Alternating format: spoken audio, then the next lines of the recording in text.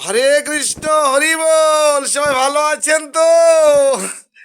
দেখুন, মানে প্রাতকালে জেগে ভগবানের উপাসনা করেছি, গীতা অধ্যয়ন করলাম, মহালক্ষ্মী ঘট স্থাপন করলাম, লক্ষ্মীর পাঁচালি পড়লাম, পুষ্পাঞ্জলি প্রদান করলাম, প্রসাদ নিয়েছি, মালা সুসম্পন্ন করলাম, নাম সংকীর্তন করেছি, শঙ্খের ধ্বনি করেছি।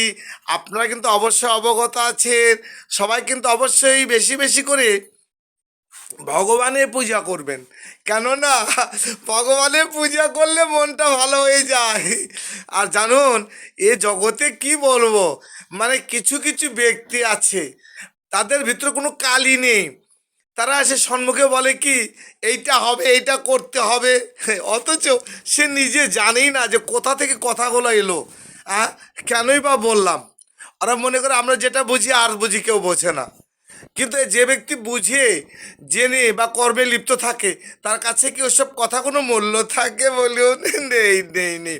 তো যাক, বর্তমানে হিংসা এত বেড়ে গেছে, কি বলবো, বলার তো শেষ নেই। খালি হিংসা আর হিংসা, মানে কারো কেউ ভালো দেখতে চায় না।